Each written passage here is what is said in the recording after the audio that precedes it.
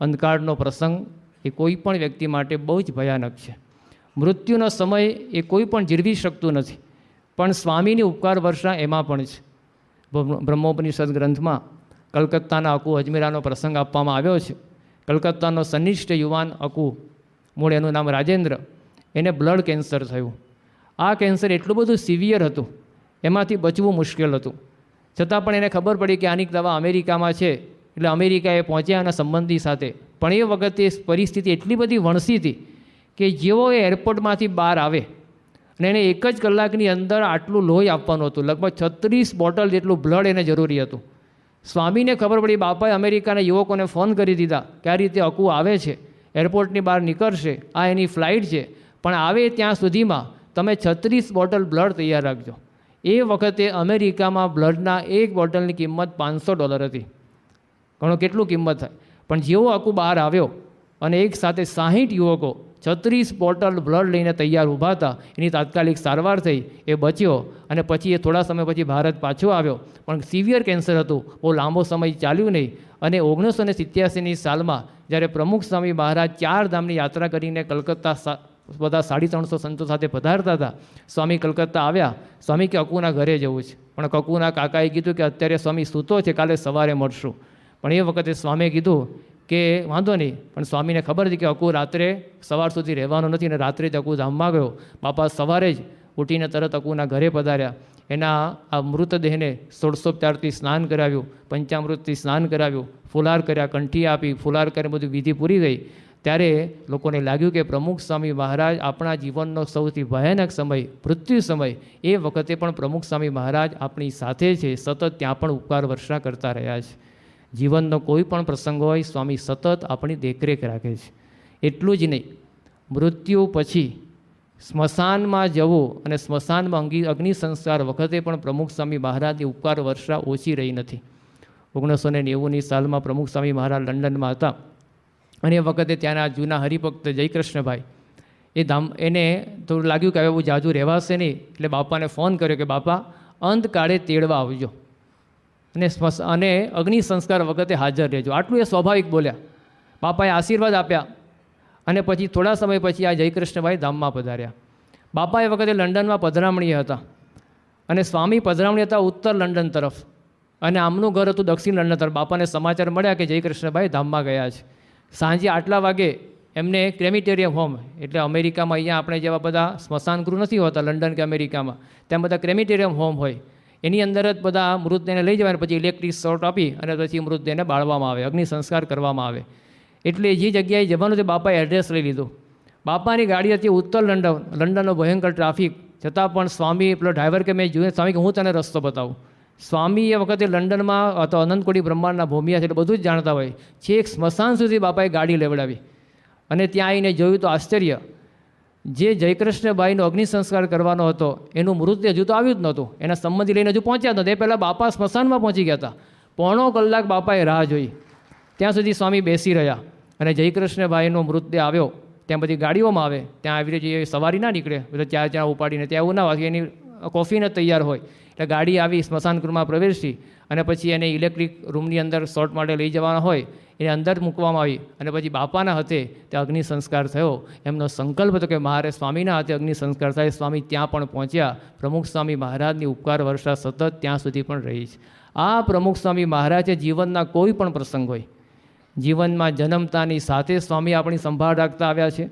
લગ્નનો પ્રસંગ હોય, માંદગીનો પ્રસંગ હોય, કે મૃત્યુનો પ્રસંગ હોય, કે મૃત્યુ પછી સ્મશાન તરફ જવાનો પ્રસંગ હોય, સતત પ્રમુખ સ્વામી મહારાજની ઉપકાર વર્ષા એ સતત આપણી ઉપર વરસતી રહી છે. છેલ્લા 2 પ્રસંગો કહીને હું પૂરું કરું કે ક્યાં સુધી પ્રમુખ સ્વામી મહારાજે આપણા ઉપર સતત ઉપકાર વર્ષા કરતા રહ્યા છે. કોઈ પણ દુનિયાનો માણસ હોય, એ કદાચ બીજાનું કદાચ હિત કરતો હોય, બીજા પર કંઈક એવો પરોપકાર કરતો હોય, પણ એની અમુક લિમિટેશન હોય. એ કદાચ પોતે સારો હોય, એની પરિસ્થિતિ સારી હોય, ત્યારે કદાચ આ કરી શકે, પણ જીવનમાં પોતે જ ભયંકર મુશ્કેલીમાં મુકાઈ જાય, છતાં પણ સ્વામીની ઉપકાર વર્ષા એવી ને એવી રહી છે. પોતાના દેહની કોઈ એમને પડી જ નથી, સતત આપણા ઉપર ઉપકાર વર્ષા કરતા રહ્યા છે. 2011ની સાલ 4 જુલાઈ પ્રમુખ સ્વામી મહારાજ ભરૂચમાં હતા, અને એ વખતે પણ બાપાને એટેક આવ્યો. આપણને ખ્યાલ છે, 4 જુલાઈ રાત્રે 11:15 વાગ્યાનો સમય, અને સિવિયર એટેક હતો. પણ યોગીચરણ સ્વામીના સાથેના ડૉક્ટરોની એવી કુશળતા કે બાપાને આ એટેકમાંથી ઉગારી લીધા. સંસ્થા બહુ જ મોટી આપત્તિમાંથી બચી ગઈ. એ વખતે ત્યાં નજીક જ હતા અને જે બધી પરિસ્થિતિ ચાલતી હતી આમ રૂબરૂ આખું દેખાય છે કે સવારે 4:30 વાગે બધી પરિસ્થિતિ થાળે પડી. સ્વામી આખી રાત જાગ્યા અને એટલી ભયંકર દુખાવો થાય. બીજા દિવસે બાપાએ જ્યારે વાત કરી ત્યારે ખબર પડી સ્વામીના શબ્દો હતા. સ્વામી કે અક્ષરધામના દરવાજેથી પાછા આવ્યા. એવો ભયંકર આ પરિસ્થિતિ હતી. પણ સતત 4 કે 5 કલાક સારવાર ચાલી. સવારે 4:30 વાગે બાપા આરામમાં પધાર્યા. બીજા દિવસે 5મી જુલાઈએ સ્વામી લગભગ 10:30 11 વાગે ઉઠ્યા. સતત 72 કલાક સુધી પ્રમુખ સ્વામી મહારાજના શરીર પર બધા મશીનો હતા, બધી નળીઓ હતી, કાર્ડિયોગ્રામને બધું ચેક કરવાનું હતું. આ પરિસ્થિતિમાં સ્વામી કે મારે સ્નાન કરવું છે. બાપા આપણે 72 કલાક સુધી આરામ જ કરવાનો છે, બધું આ દેખરેખ થાય છે. સ્વામી કે ના તોય સ્નાન કરું. તોય બાપા સ્નાન માટે પધાર્યા. સ્વામી કે ઠાકોરજીના દર્શને જવું છે. સંતો કે બાપા પરિસ્થિતિમાં ના જવાય. તોય બાપા ઠાકોરજીના દર્શન વાગે 11:15 વાગે આરતી પછી ત્યાં રાજભોગ આરતી પૂરી થઈને તરત ત્યાં દર્શને આવ્યા. દર્શન કર્યા પછી પાછા આવ્યા. બાપાએ પૂજા કરી. 12:30 1 વાગે બાપાએ થોડી ખીચડી ખાધી ને પછી બાપા આરામમાં બધા, કારણ કે આખી રાતનો ઉજાગરો તો હતો જ. સાંજે 6:30 વાગે બાપા રૂમમાં બેઠા હતા. બધી શરીર ઉપર નળીઓ દેખાય, બધા મશીનો દેખાય અને બાપાનું બધું મોનિટરિંગ હાર્ટનું બધું ચાલતું હતું. એ વખતે એક ખૂણામાં સંતો એક નાની ચર્ચા કરતા હતા. 2 સંતો કે પહેલાં અમેરિકાના ન્યૂયોર્કના હરિભક્ત છે એ હોસ્પિટલમાં છે પણ એની દેખરેખમાં કોઈ નથી. આવા શબ્દો સ્વામીએ દૂરથી સાંભળ્યા. હવે એ સંતોને બીજું કામ હતું પણ એ સંતોના શબ્દો બાપાએ સાંભળ્યા અને સ્વામી કે કયા હરિભક્ત છે, એનું નામ આપો, એ ક્યાં રહે છે?